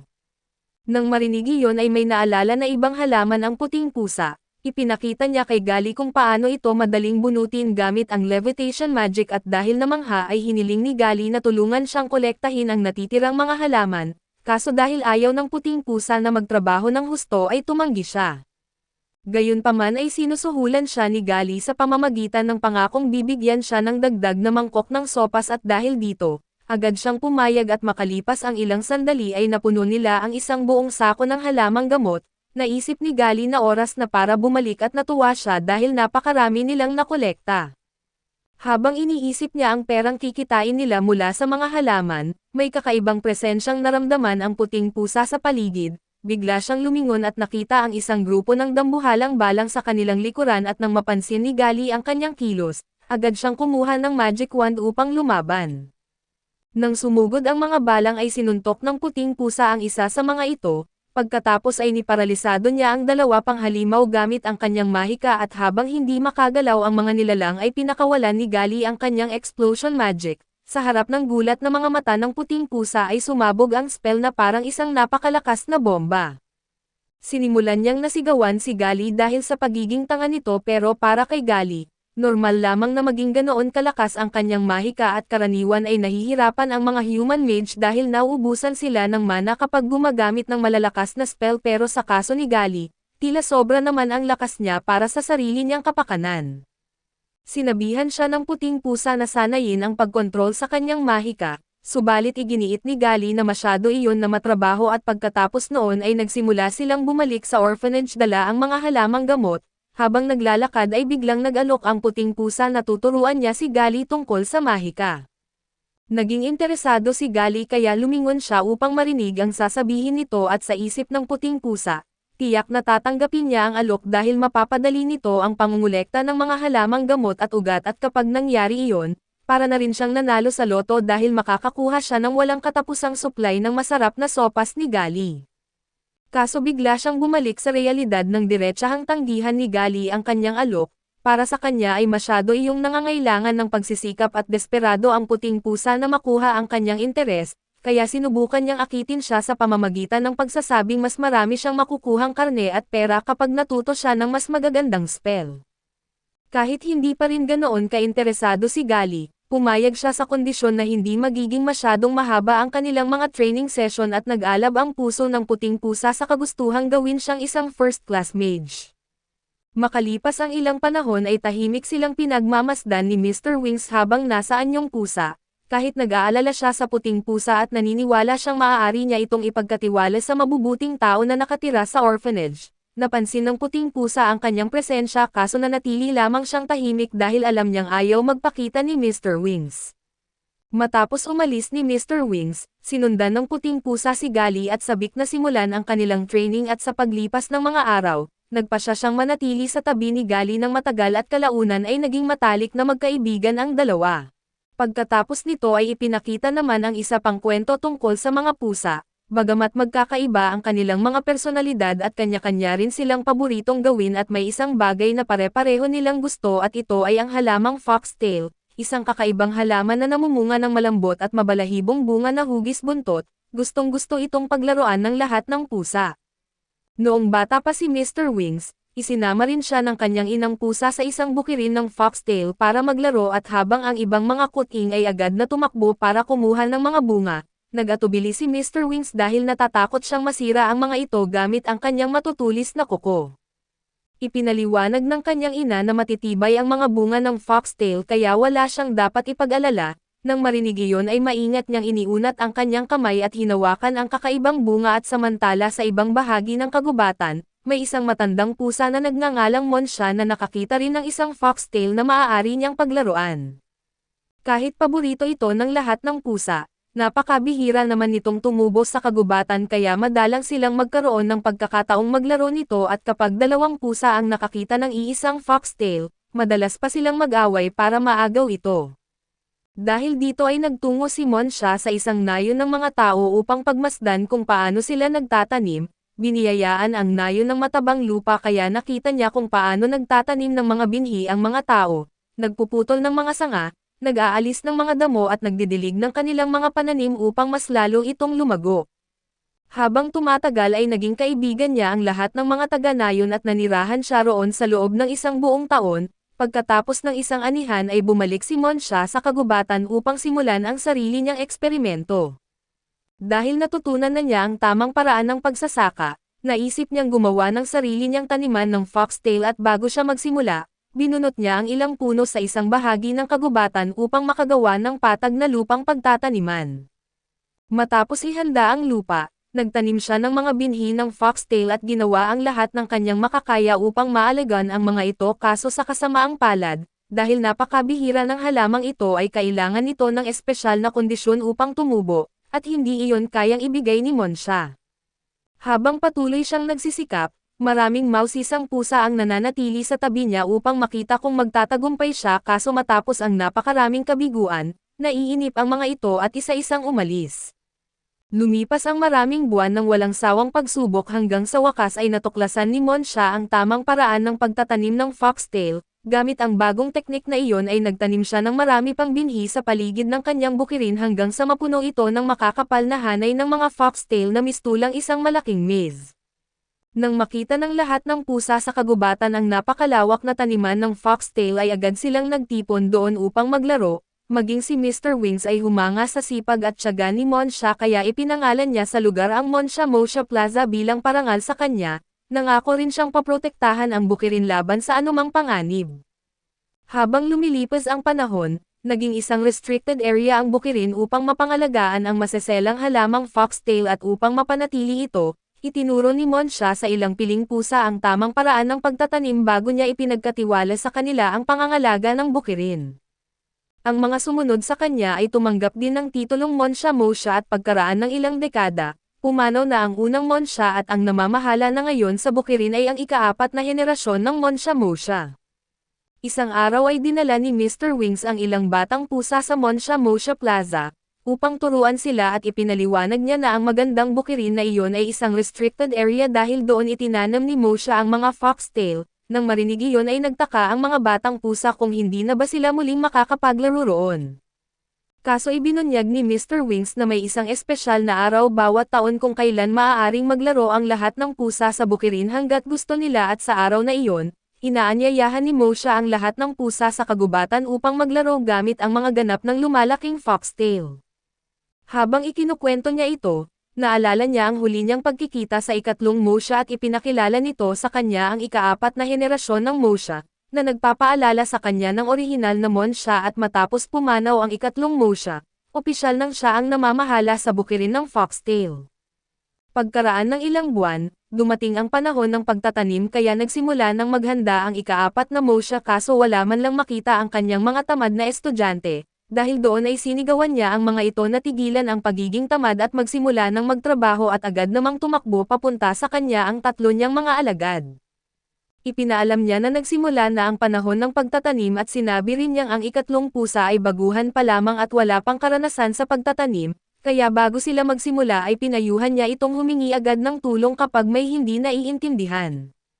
Kung ipagpapatuloy nito ang pagtatrabaho ng hindi tama ang paraan, siguradong magkakagulo lamang at ipinapaalala rin ni Mosha na kailangan nilang maging maingat dahil inaabangan ng lahat ng pusa sa kagubatan ang espesyal na araw kung kailan makakapaglaro sila gamit ang mga Foxtail.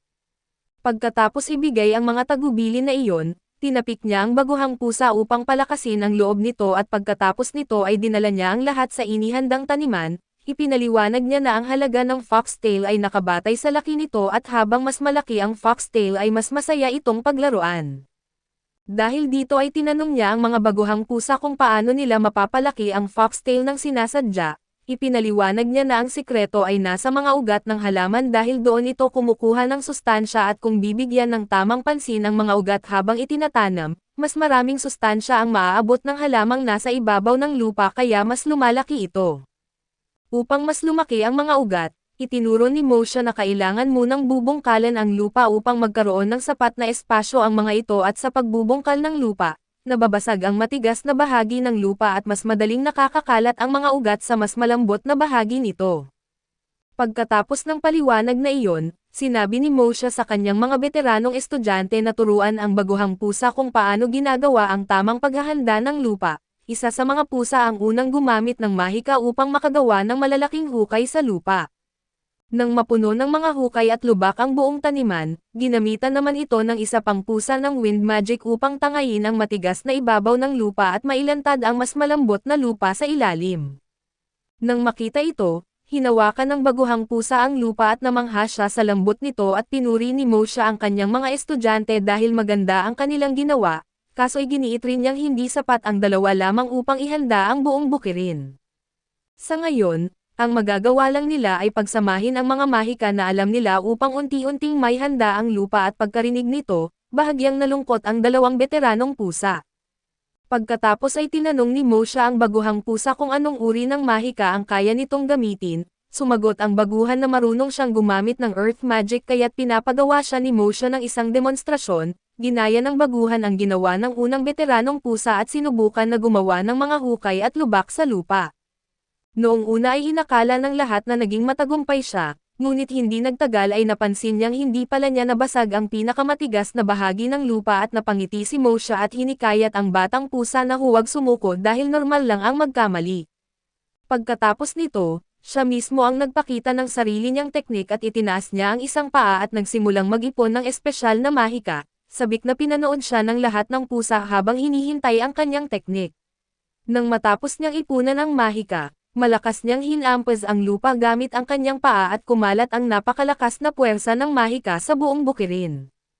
Dahil sa kakaibang lakas ng kanyang mahika, tila naging likido ang lupa na parang isang lawa at sa isang galaw lamang ay natanggal ang matigas na ibabaw nito at nang huminto ang paggalaw ng lupa, lumapit ang baguhang pusa upang tingnan ito at labis siyang namangha nang makita niyang mas malambot pa ito kaysa sa bahaging inararo ng mga veteranong pusa.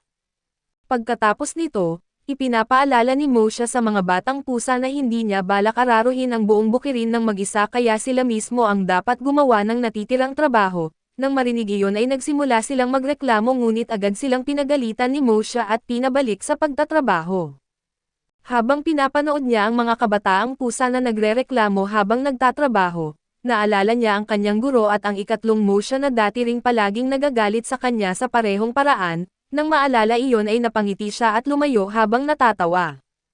Makalipas ang ilang araw, natapos na ng mga pusa ang pag-aararo ng lupa kaso sa halip na agad magtanim ng mga binhi, nagsimulang libutin ni Mosha ang buong bukirin habang inaamoy ang lupa at nagtaka ang baguhang pusa kung bakit niya iyon ginagawa, kaya ipinaliwanag ng mga veterano na naghahanap siya ng natitirang mana sa lupa. Nang tanungin ng baguhan kung bakit napakahalaga nito, sinabi ng mga veteranong pusa na kung magtatanim sila ng foxtail habang may natitirang mana pa sa lupa, maaaring maging dambuhalang halimaw ang mga halaman. Dahil dito, labis na namangha ang baguhang pusa at napaisip kung gaano karami na kakaibang pagkakamali ang pinagdaanan ng unang Mosha bago niya natuklasan ang lahat ng teknik na iyon. Maya-maya, tinawag sila ni Mosha upang simulan ang pagtatanim at kumuha siya ng isang supot na puno ng mga foxtail at ipinaliwanag na ang maliliit na butil na nakakapit sa mga ito ang tunay na mga binhi ng halaman. Nang makita ng baguhang pusa ang napakaraming maliliit na binhi, naisip niyang mas madali sigurong ikalat ang mga iyon gamit ang wind magic. Subalit ipinapaalala ni Mosha na buong araw niyang inalis ang natitirang mana sa lupa gamit ang kanyang pangamoy at kung gagamit sila ng wind magic, masasayang lamang ang lahat ng kanyang pinaghirapan kaya upang maiwasang makontamina ang lupa, kailangan nilang isa-isang itanim ang bawat binhi ng mano-mano. Upang ipakita ang tamang paraan, kumakagat si Mosha ng ilang foxtail at malakas itong inaalog sa ibabaw ng lupa upang kumalat ang mga binhi at para sa maliliit na pusa na tulad nila, napakahirap gawin ang paulit-ulit na pag-alog ng ulo sa napakalawak na bukirin, kaso wala silang ibang pagpipilian kung gusto nilang ligtas na maitanim ang lahat ng binhi.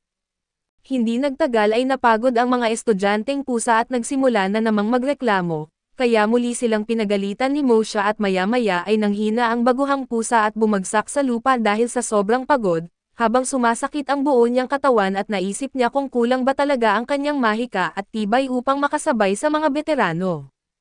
Nang makita iyon, sinabi ni Mosha na iyon na ang huling hakbang bago tuluyang lumaki ang mga halaman ng kusa at hinikayat niya ang baguhang pusa na tumayo at magtiis hanggang sa huli, at ang mga salitang iyon ang nagbigay rito ng panibagong lakas. Matapos ang ilang oras ng matinding pagtatrabaho, natapos din nilang maitanim ang lahat ng binhi at ilang araw ang lumipas ay nagsimulang magtipon ang mga ulap at bumuhos ang ulan, dahilan upang magsimulang tumubo ang mga foxtail. Hindi nagtagal ay napuno ang buong bukirin ng mga murang usbong ng foxtail at habang naglalakad sa bukirin, napansin ng baguhang pusa ang ilang damo at naisip niyang bunutin ang mga ito. Nagulat si Mosha sa pagiging maingat niya at ipinaliwanag na hindi dapat alisin ang mga damo.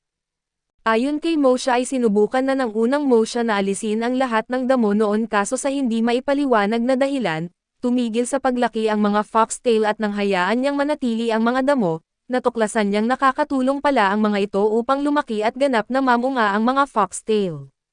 Simula noon, hinayaan na ng bawat sumunod na henerasyon ng Mosha na lumago ng natural ang bukirin at bigla namang may ilang halimaw na pumasok sa bukirin ng foxtail at naiinis sa kanilang pagdating, sabay-sabay silang hinarap ng lahat ng pusa at habang papalapit si Mosha sa mga halimaw, nagtanong ang baguhang pusa kung ano ang mga iyon. Ipinaliwanag ng mga veteranong pusa na ang mga iyon ay giant claw locusts, mga halimaw na mahilig kumain ng foxtail at biglang sumigaw si Mosha at inutusan ang mga ito na umalis sa kanyang lupain, kaso tumanggi ang isa sa mga locust at lumipad upang salakayin siya. Dahil sa galit, agad itong pinabagsak ni Mosha sa isang malakas na hampas ng kanyang kuko at pagkatapos nito, inutusan niya ang kanyang mga estudyante na tapusin din ang natitira pang mga halimaw at ang tatlong estudyanteng pusa ay sabay-sabay na sumugod gamit ang kanilang mahika at mga teknik sa pakikipaglaban upang harapin ang mga giant claw locusts. Habang nakikipaglaban sila, ipinaalala ni Mosha na huwag nilang tatamaan ang lupa gamit ang kanilang mahika at pagkatapos nito, siya naman ang mag-isang sumugod sa natitirang kawan ng mga locust. Makalipas ang ilang sandali ay bumagsak sa lupa ang lahat ng pusa dahil sa sobrang pagod, sa kabila ng lahat ng kanilang pagsasanay at bawat isa sa kanila ay nakatalo lamang ng isang locust, samantala si Mosha ay mag-isang naubos ang lahat ng natitirang mga halimaw.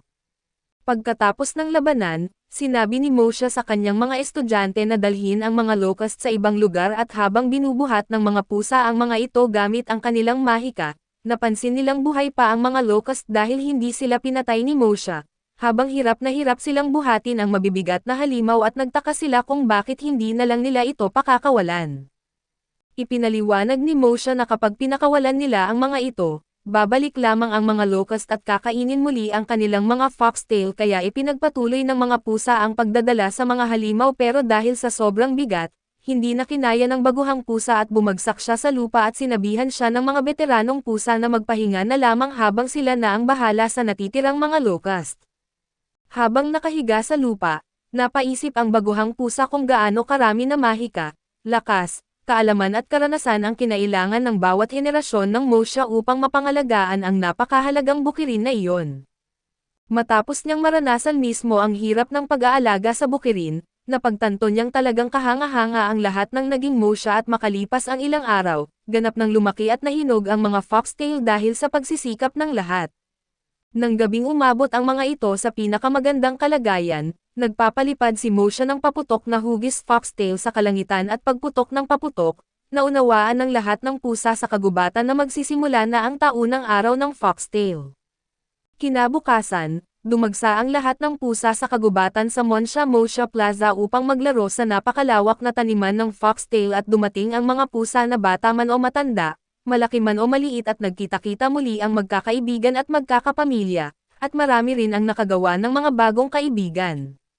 Dumating din si Mr. Wings, at agad siyang pinalibutan ng maraming pusa na gustong makita siya at lumapit si Mosha kay Mr. Wings, at binati siya nito dahil muli na naman siyang nakapagpatubo ng isang napakagandang bukirin ng foxtail. Magalang na yumukod si Mosha at dinala si Mr. Wings sa pinakamalaking foxtail ng taon na iyon at napakalaki nito kaya naalala ni Mr. Wings ang unang beses na nakapaglaro siya ng foxtail noong bata pa siya, noon ay isa pa lamang siyang munting dragon na naglalaro habang binabantayan ng kanyang inang pusa. Kahit ngayon, masaya pa rin siyang naglaro sa napakalaking foxtail habang masayang binabalikan ang mga alaala ng kanyang pagkabata at habang pinagmamasdan ni Mosha ang lahat ng pusa sa kagubatan na masayang nag-e-enjoy sa bunga ng kanilang pinaghirapan, napangiti siya ng may kasiyahan. Sa mga sandaling iyon, ang tanging iniisip na lamang ng matandang pusa ay kung sino ang magiging karapat-dapat na kahalili niya sa kanyang mga estudyante.